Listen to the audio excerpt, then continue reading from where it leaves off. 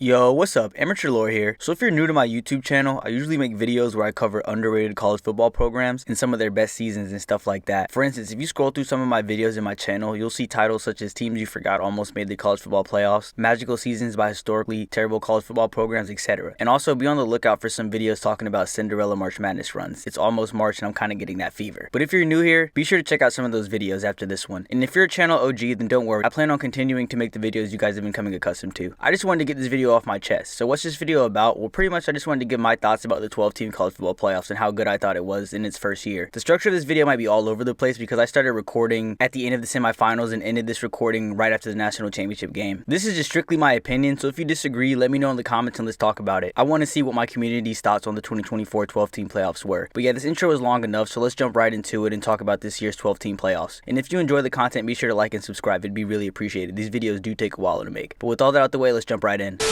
So the first thing that I want to touch on in this video is how the 12-team playoffs affected the regular season. If I'm being honest, I was definitely one of those dudes coming into the 2024 college football season who wasn't excited about the college football playoffs being expanded from 4 teams to 12. But I'm not afraid to admit I couldn't have been more wrong. For those of you who know me or are familiar with my channel, then it shouldn't be no secret that I'm a big-time Gators fan. And after the first game of the season when we got smacked around by the Hurricanes 41-17, I was like, well, there goes our year. I was mentally in Cancun for the season already. I was like, man, when does basketball or baseball season start? Florida usually has a pretty good basketball or baseball squad. And if there wasn't a 12-team playoff this year for Florida fans, then this football season would have probably been cheeks for us. Well, besides the fact that later on into the season, our team started to finally play better. Anyway, the point that I'm trying to make is that as a fan, there really wasn't much really to look forward to this year except for a couple of games at the end of the season that Florida played in against the 22nd ranked LSU Tigers and the 9th ranked Ole Miss Rebels. What made these games so special, well, for the Ole Miss and LSU fans, was that they were getting pretty much playoff football in late November. As if either of those teams lost any more games to end the season, they would most likely be left out of the playoffs, and that's exactly what would happen. And on the flip side, for the Florida fans, any other year, these two games would have just been a pair of matchups versus ranked opponents not having really any consequences or stakes. But because of the new 12-team playoff, Florida had the chance to play spoiler in 2 college football programs' hopes of making it to the playoffs. Which, coming into the year, my biggest fear about the new 12-team playoff was that these games wouldn't matter at all. But I was so wrong, as I don't think I can remember recently any November in college football history having this much stakes. Don't quote me on that. But watching college football this year was for real like watching Jujutsu Kaisen, Dan Dan Dan Dan, or Attack on Titan. Just straight insanity right from the jump. And I know I used the end of Florida season as an example, but I'm sure the Sooners fans were happy that they got to ruin Alabama season, and the same could be said for the Georgia Tech fans as well, as they would get to play spoiler against the 4th ranked Miami Hurricanes. And I know y'all would kill me if I didn't mention another great thing that this 12-team playoffs did, which was that if you lost 2 games early on in the season, you could still climb your way back into the playoff picture. As before, if a team lost 2 games, no matter how competitive the matchups were, they were pretty much eliminated from playing in anything meaningful. But this new format would change everything around, as the 2 teams I'm going to use as an example, the Arizona State Sun Devils and Notre Dame Fighting Irish, were both afterthoughts at one point in this college football season, as the Sun Devils were sitting at 5-2 halfway through the season with 2 conference losses and would still run the table, winning their conference and making it to the dance. And as for Notre Dame, people were writing them off in the second week of the season because they had an honestly pretty bad loss to NIU. And in any other year, there would be no way this Notre Dame squad would make it to the playoffs because the loss was nasty and the college football world as a whole has a weird relationship with Notre Dame. But because of the new format, the Fighting Irish are literally one more game away from winning the Natty versus the Ohio State Buckeyes. And if we're being honest, can you imagine this year's playoff without the Golden Boys? Because if you ask me, they have been by far the most fun team to watch, as their matchups versus Georgia and Penn State were straight up bangers. And speaking of banger games, I know I'm going to have to address the first round matchups and let's say the lack of good games, but we will get to that. But before that, I just want to mention that I think this year the committee, or whoever chooses which teams get in, got it right for the most part. I saw some people arguing after the fact that maybe Bama or Ole Miss should have got in, but in my opinion, I think every team that made it into the playoffs deserved their spot. Maybe there could have been an argument for South Carolina because they did finish the season off hot, but like I mentioned earlier in this video, every game counted this season, so those 3 losses did really hurt them in the long run. So when it came to the first round of this year's playoffs, I'll admit majority of the games were blowouts, but let's be real, that's how most first rounds in sports are. How many first round games of the original 14 college playoff were bangers? I know a couple off the top like Alabama versus Michigan, or Clemson versus Ohio State, and Georgia versus Oklahoma, but there's been a lot of duds also like Oregon versus Florida State, Notre Dame versus Clemson, Bama versus Michigan State, and LSU versus Oklahoma, just to name a few. On the flip side though, something that I really enjoyed about the first round was the fact that the games were not at a neutral site and the higher seeds got to host. I wouldn't even mind if the first 2 rounds were structured like this. Another thing that was super dope to see was the extremely unique high stakes matchups we got to see. For example, Texas versus Clemson, a game featuring 2 powerhouse programs, was the first time these teams ever matched up. What I can't believe is 2 of the biggest brands in college football have never matched up, and the first time they do was a winner-take-all game. And that matchup wasn't the only unique one. Penn State and SMU only have matched up twice before, and Tennessee and Ohio State, 2 blue bloods, matched up for the second time in their playoff game. And even though they got smacked, it was still dope seeing these 2 schools sharing the field. While the first round might have been lacking in good games, the second round had plenty. Let's start with Arizona State versus Texas. This game had everything I love about college football football in it. We had the big dogs in Texas starting off fast and looking like they were going to be cruising their way to the semifinals, and then Arizona State would start to slowly chip away at the lead, eventually coming back and tying the game with a chance to win. At one point, Arizona State was up in overtime and had Texas dead to rights on 4th down, but we all know how that would turn out. Still though, as an employee at the ball busting factory, watching this game after work was a real treat. It couldn't have played out any better. Rotating over to the Big Ten teams, Ohio State and Penn State would blow out their matchup. What are you gonna do? Blowouts happen. But the second best game out of the second round had to be Notre Dame versus Georgia. Talk about two teams battling in the trenches like it's World War I. I was watching this game with my Gramps and he was getting PST from the trench warfare on screen. The Fighting Irish versus the Bulldogs was an amazing game to watch and exactly what I think the goal of the 12-team playoff set out to do when it was created. Jumping back into the unique matchups that the 12-team playoff offers, you might have noticed in the second round I didn't mention any unique matchups, and that's because for the most part, besides Boise State versus Penn State, we got a bunch of games that we've seen before, or at least someone has seen in their lifetime. And that's bound to happen when you have such a top-heavy sport. But in the semifinals, we would be treated to another unique matchup that does not happen very often. No, I'm not talking about Penn State versus Notre Dame. I will be circling back to that later on though. But I'm referring to the Texas versus Ohio State game, which including their playoff matchup, was only their 4th time playing each other ever. And the thing that I'm super hyped for is the longer this 12-team playoff goes on, the more unique matchups we will see. I'm crossing my fingers that next year we get a Florida versus Boston College matchup.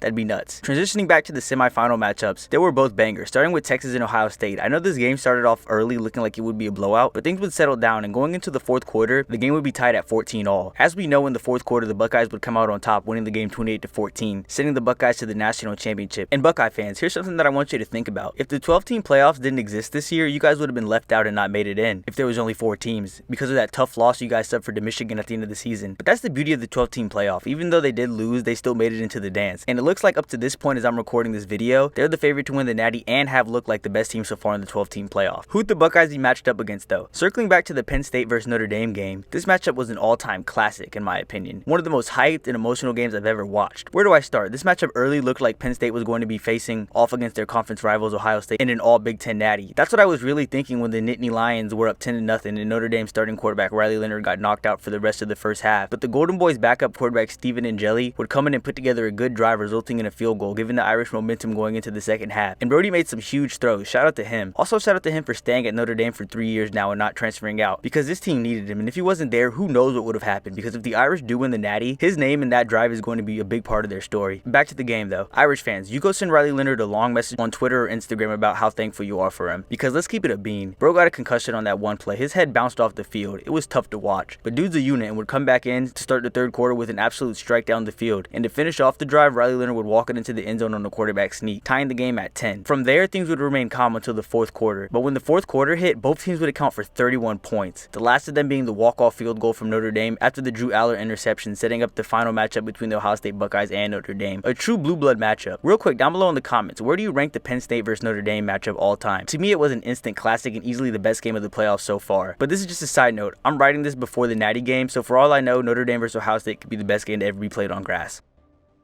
Okay, so for this part of the video, I obviously waited until the college football playoff championship game was over to record this part. And the first thing I want to say before I talk about the game and get my final thoughts is huge shout out to both Ohio State and Notre Dame. Both these teams had some extreme lows this season, and I always support or root for hard work, and both of these squads really gave it their all to make it this far. Both of these schools had to run through a gauntlet to get here. Ohio State had to beat Tennessee, Oregon, and Texas, while Notre Dame had to defeat Indiana, Georgia, and Penn State, so props to them. Moving over to this Natty game, I literally just got done watching the game, and I will definitely say it was a great game, but man, was it a roller coaster. Notre Dame came out looking like the Philadelphia Eagles, scoring on the first drive of the game. That was an insane 18 plays. From there, the Buckeyes would strike back and would dominate the rest of the first half. Once again, this game looked like it was going to be a blowout. And I even had someone I was watching the game with check out early because they thought it was over. But that's why football is my favorite sport, because the game isn't over until the pads are off. As Notre Dame would slowly crawl their way back, they can get a one-possession game with about 4 minutes left in the game, putting all the pressure back on the Buckeyes. But when Ohio State needed him most, the stud Will Howard would deliver an absolute dot to the star freshman wide receiver Jeremiah Smith, securing the Natty against the Notre Dame Fighting Irish 34-23. I know Irish fans are probably a little bit down, but this was still an amazing season from both of these teams, and the future looks really bright for the Golden Boys. And Ohio State fans, isn't college football strange? I saw a lot of people wanting Ryan Day's head after he lost to Michigan again, but I'd say he's quieted some of the noise coming from Buckeye Nation right now. And also congrats Ohio State. I'm not the biggest Buckeye fan, but I will admit you guys earned the chip and easily look like the best team in the playoffs this year. So enjoy your year being the kings of the college football world. Before I wrap this video up, I just want to say overall I really enjoyed this 12-team playoffs this year. There were so many good games, and I don't know what it is about tournaments, but it just makes sports so much better. I love the tournament format, and having so many different high-stakes college football games to watch from December to January is just every man's dream. If you don't like that, then go watch ping pong, even though I will admit I do gamble on ping pong a lot. But yeah, that's just about going to do it for this video. But be sure to let me know down below in the comments your thoughts on the 12-team playoffs and how you feel they could improve it. I'm out.